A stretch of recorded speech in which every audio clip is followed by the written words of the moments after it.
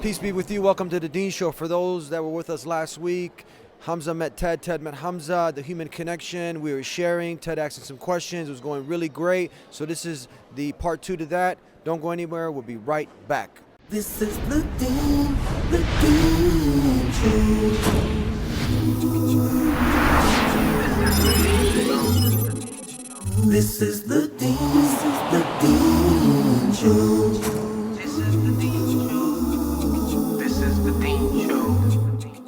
This is the Dean Show. This is the Dean Show.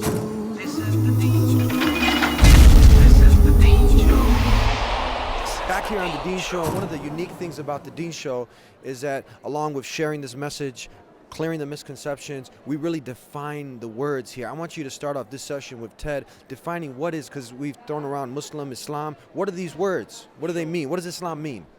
Well, Islam essentially means the submission, the peaceful submission to God.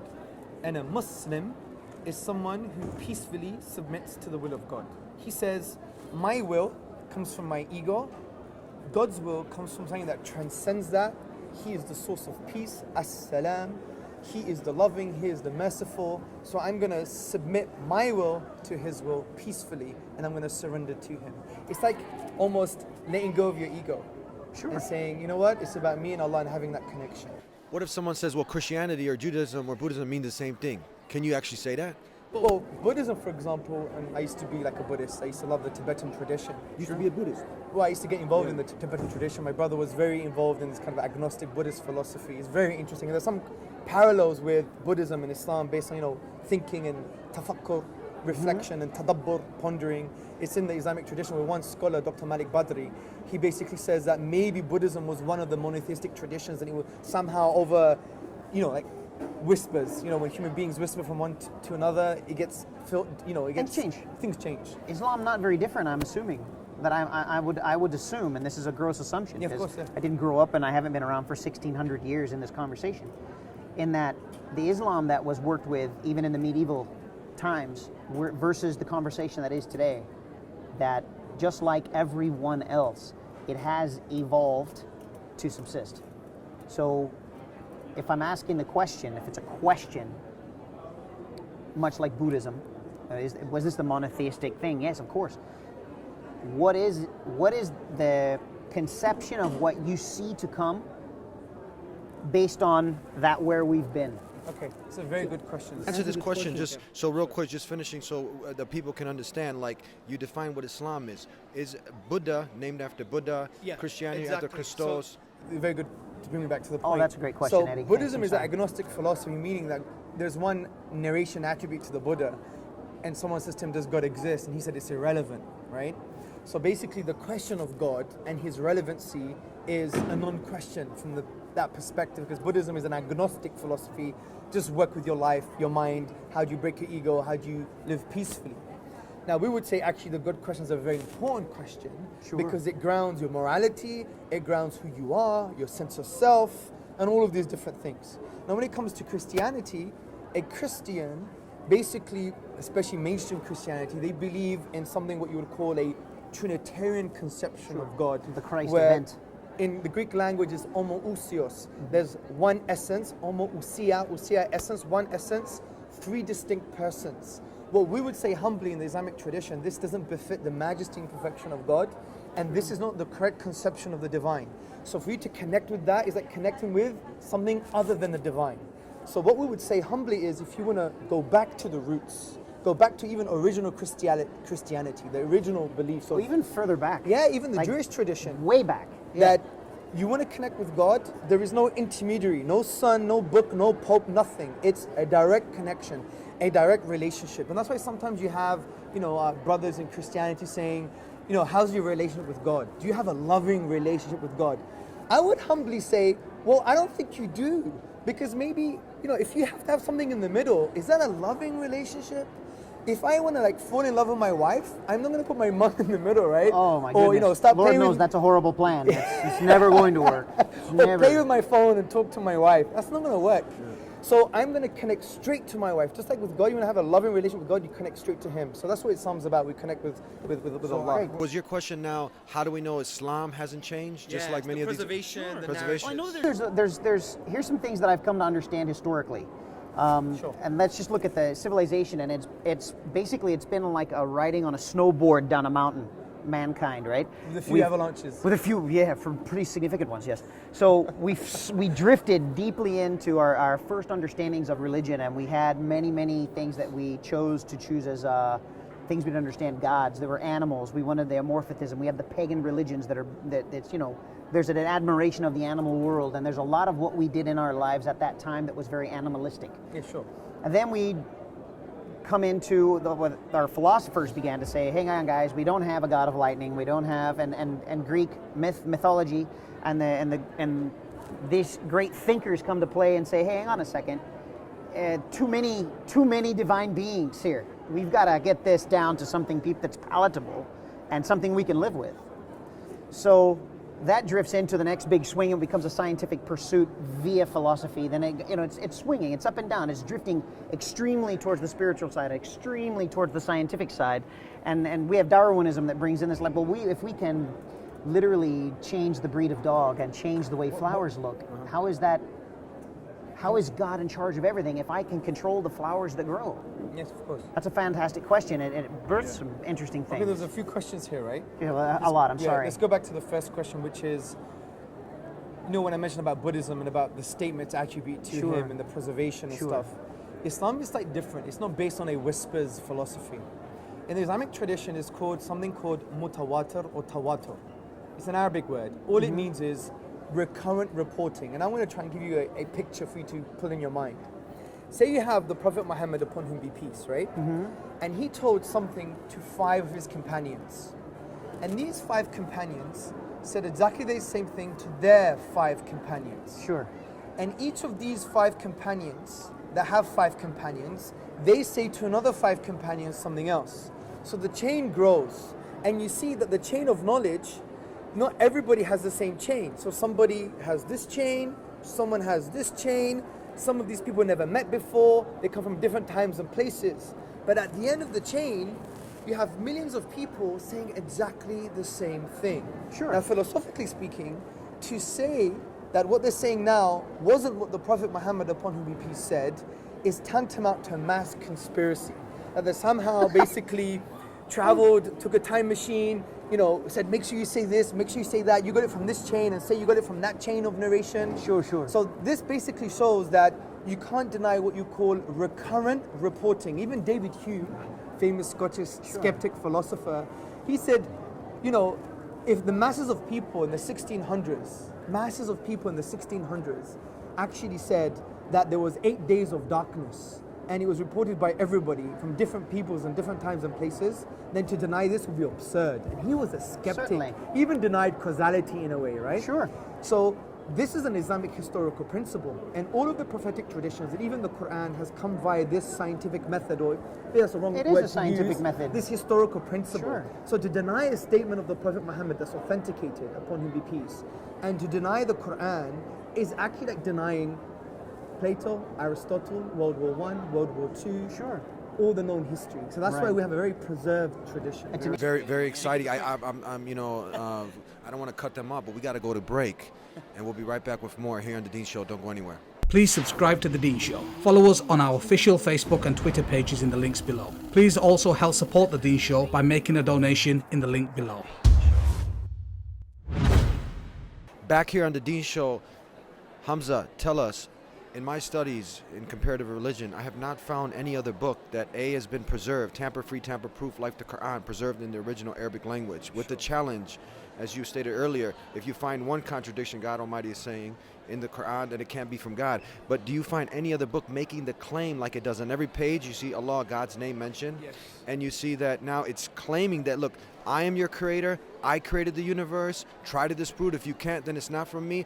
Do we find that in the Bible? Do we find that in Buddha? My limited I knowledge, have not no. found it. Have From you? my limited knowledge, no. And what's interesting You about the you understand Quran- the point? I do. Like the Quran basically makes a challenge, like a falsification test. It says in the second chapter, 23rd verse, Sure. وَإِن كُنْتُمْ فِي رَيْبٍ مِمَّا نَزَلْنَا عَلَىٰ عَبْدِنَا, and it continues. Basically, if you're in doubt about this book, we have sent down to our servant, referring to the Prophet Muhammad, upon whom be peace, and bring one chapter like it, right? Also, the Quran says in the same chapter that if this wasn't from God, there'll be ikhtilafan kathir, meaning many discrepancies. You know what's very interesting about this term, by the way, it's off the topic, but it relates. It says there'll be many discrepancies. So there's two things you could do. First, you could look at the whole of the Quran and see if there's any discrepancies. That's the first Sure. way. Or, if you're a logician, you could find out how many times the word discrepancy is mentioned. Ikhtilafan in that form is only mentioned once, which is quite interesting. Anyway, so the point here is... Smart. It is very smart, right? So the thing with the Quran, it makes this challenge. So it doesn't hide and say, just have blind faith. Just believe because I said so. It challenges mankind. It addresses man. It addresses Ted how address should be addressed. You have a brain, you have a heart, use it. And God is saying, look, here's this text. It did come 1400 years ago. It's making amazing claims for itself. Sure. But it's saying, here's a challenge.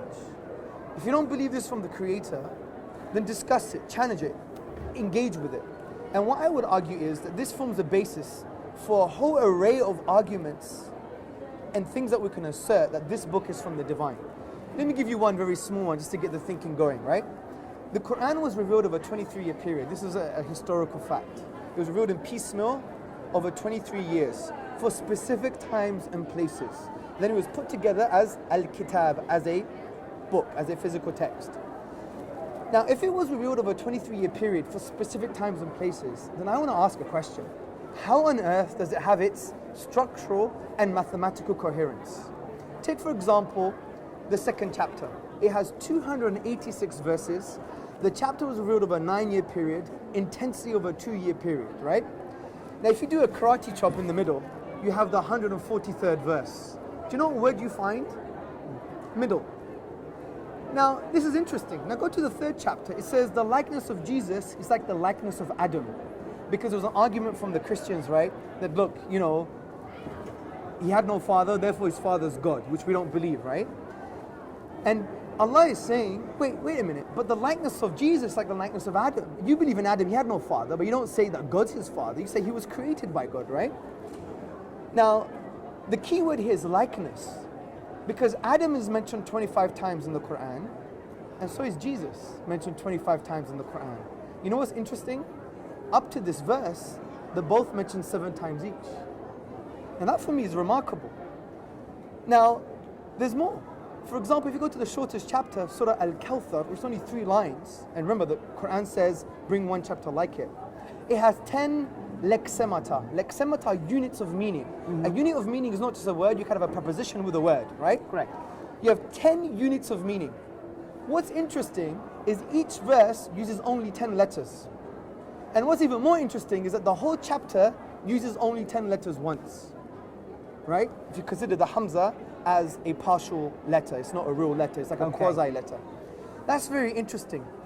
And there are many more of these kind of structural features. So for me, the Prophet Muhammad, upon whom he be peace, didn't have a computer, didn't have a calculator, he didn't even write things down. Now what's very interesting is that these verses were wrote over a 23-year period, yet we didn't have a computer, but it was compiled together to have this amazing structural coherence. For me, humbly, I don't think there's a naturalistic explanation. That's just one. Now there is another one. Take, for example, revealing of lost historical knowledge. The Quran, many claim say it's borrowing from the Jewish tradition and the Bible, right?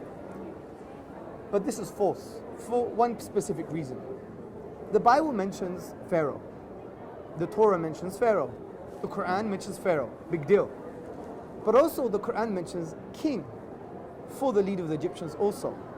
And it mentions it in a distinct way. It mentions Pharaoh at the time of Moses and Al-Malik, king, at the time of Joseph.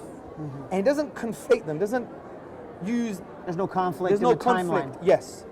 But in the biblical tradition and the Jewish tradition, there's this conflict, right? Oh, That- it's it- rampant from every it's single not, book. Yeah, it's not accurate from that perspective. Now, Almost this is- purposefully inaccurate. Now this is now this is a minute detail.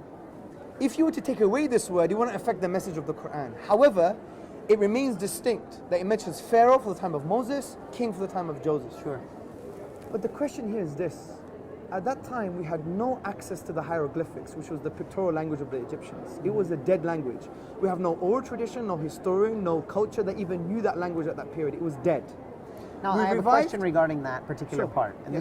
this is the part that I don't even pretend to. First of all, I've learned a great deal about the Quran in just this very short, No, of course, yeah, sure. elegant explanation. Thank you for that. And in that, I'll add that I have never doubted the fact that it's amazing, in and of itself, as a creation, as a book. It's a fantastic demonstration. And I also, correct me if I'm wrong, is it not taught through song? It's like a recital. Thank you. A recital and song. Now, I didn't grow up in England. I have a year and a half, nearly 2-year-old little girl. I have a song that I heard. There once was a dude from York who had 100 men. Yes. He marched them up to the top of the hill and then down to the bottom again. When they were halfway up, they were neither up nor down. And it's the same thing over and over and over again. That's a good rendition. Right? Well, yeah, I totally butchered it because, you know, and there's the guy, I know I'm in a hurry. But, Someone called 911. He's murdered right, the song. and I've completely committed a crime against that song, which would probably be my very first introduction to Islam. It's been very difficult for me to do it with No, of any, course, any sure. amount of elegance such as your No, own. don't be silly. I'm grateful for that. We're going to take a break now, and we'll be right back with more for our last segment here on The Dean Show. Don't go anywhere. Please subscribe to The Dean Show. Follow us on our official Facebook and Twitter pages in the links below. Please also help support The Dean Show by making a donation in the link below. Back here on The Dean Show. Please, Hamza, go ahead and take off. You were explaining About the historical about the point. historical point. So hieroglyphics was a dead language, and we found out the Rosetta Stone, which was a stone that enabled us to translate the hieroglyphics in, I think, the end of the 20th century. And when we understood the hieroglyphics, we find out that actually the Bible and the Torah are wrong and the Quran is accurate, specifically because in the Old Middle Kingdom, which was the time of Joseph, they were using the kind of title as the king for the leader of the Egyptians. And then the New Kingdom, which was the time of Moses, they started to call him the Pharaoh, which I believe means the great house. That's this distinct, minute detail. Now, where did the Prophet get his knowledge from, upon whom be peace, when there was an ignorance of that knowledge, an absence of that knowledge? We can't find it anywhere in oral tradition or in textual tradition. We can't find it in historical books or even religious tradition. So the claim that he copied the Bible is quite interesting, because therefore, fine, maybe he copied the Bible, but then he corrected his mistakes. Well, how did he know there were mistakes? And where did he get the correct information from? So that's another little signpost to accumulate. You have an accumulative case for the Quran.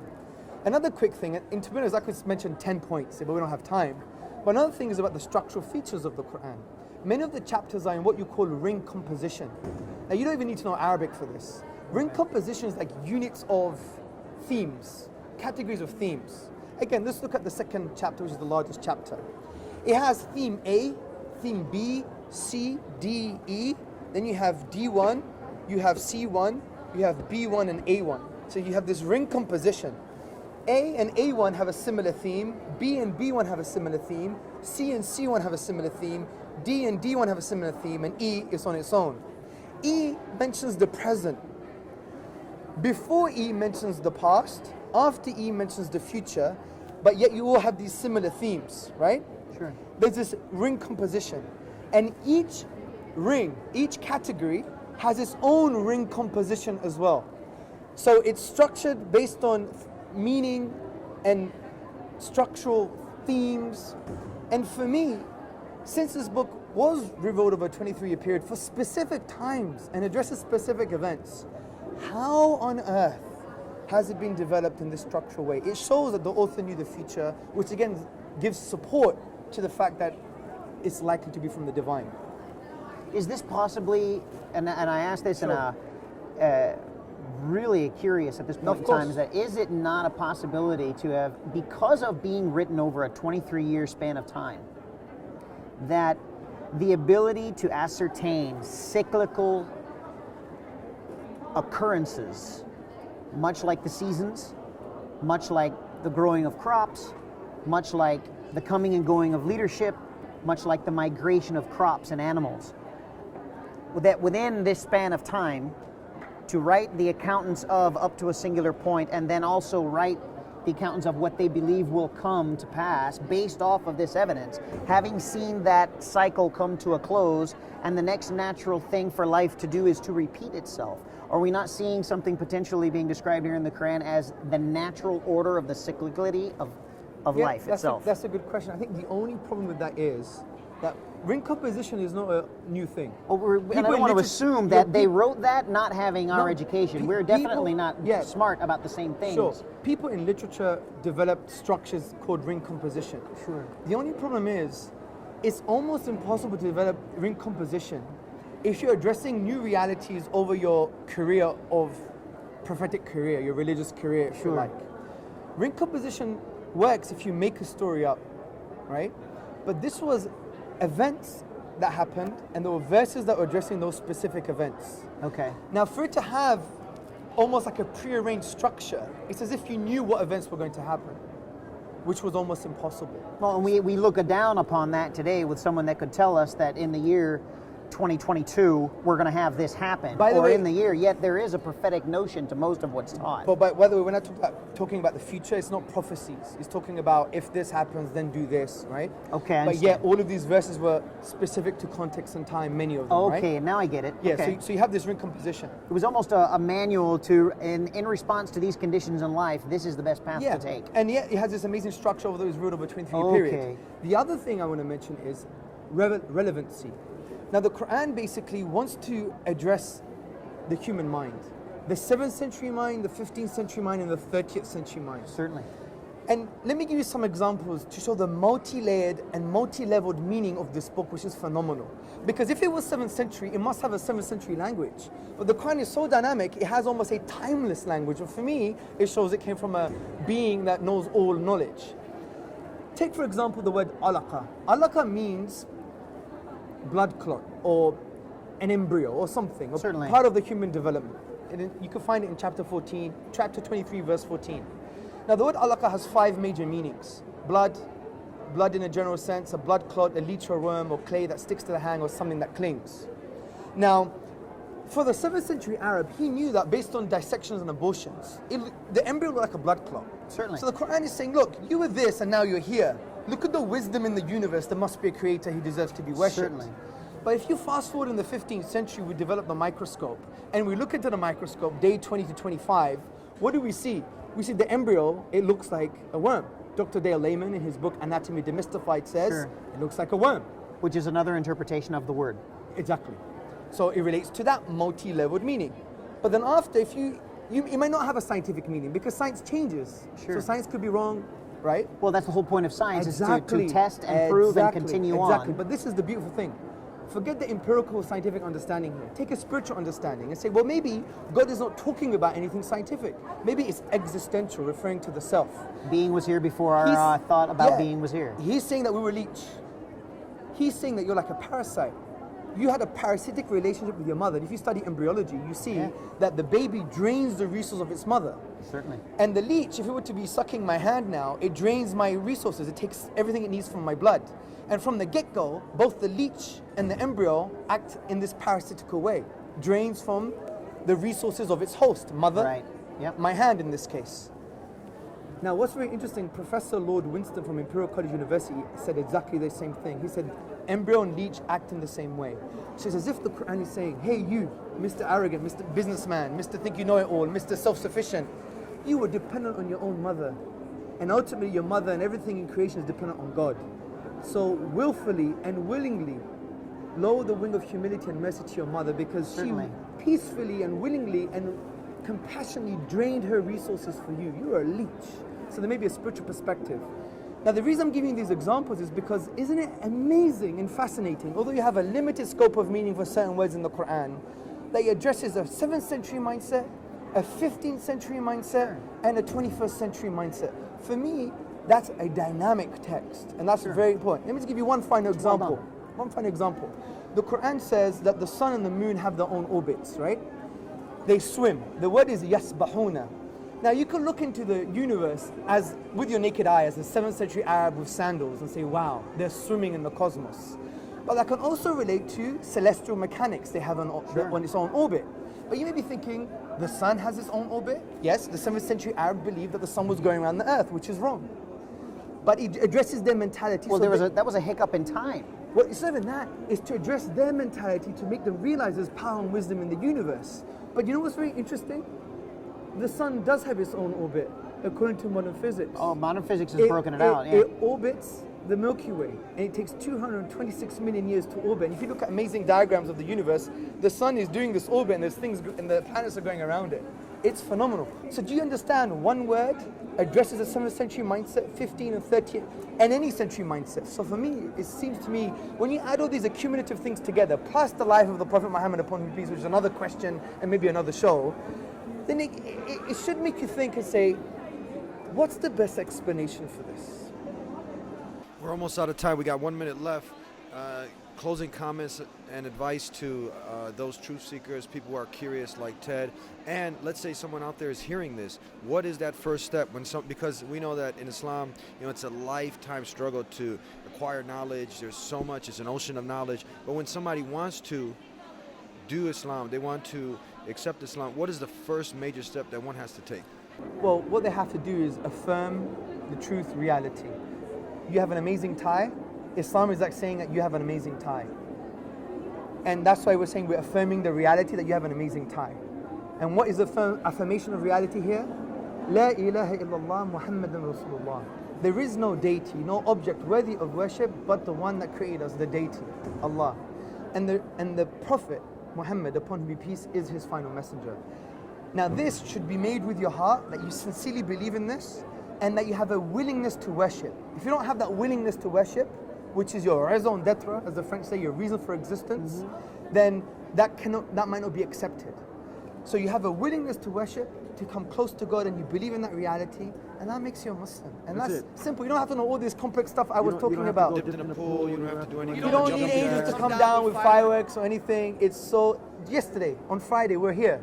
There was a sister, American sister, sat through the lecture, came up to me and said, I want to become Muslim, but I don't know what's going on. She thought there has to be a special time and moment. I said, look, Allah wants you to love Him, but you've closed the door on Allah. You've locked the door, put the gates up and put guard dogs.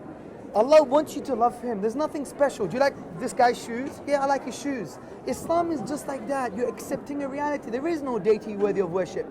I'm not my deity. Society is not my deity. My boss is not my deity. Eddie is not my deity. Ted's not my deity. The ism and schism is not my deity. My deity is the one who created me, the one that loves me, the one that knows me better than I know myself. And I'm going to submit to that. And I'm going to love Allah, and He wants to love me. So why would I choose hell over a loving God? God doesn't send you there. Allah says, don't blame me. Blame your own hands. It's the spiritual cause and effect. So Allah is saying, just from your free will, make the right choice. And I told her, unlock the door, remove the dogs, take away the gate, open the door, and just embrace the love of Allah. She became a Muslim on Friday. It was beautiful, right? And that's the advice to everybody. Life is simple. We complicate it sometimes with egocentrism and philosophy and all this rubbish, but it's just simple. You were made. This is very basic instinct. It's a rational principle. You were made by something that's supernatural.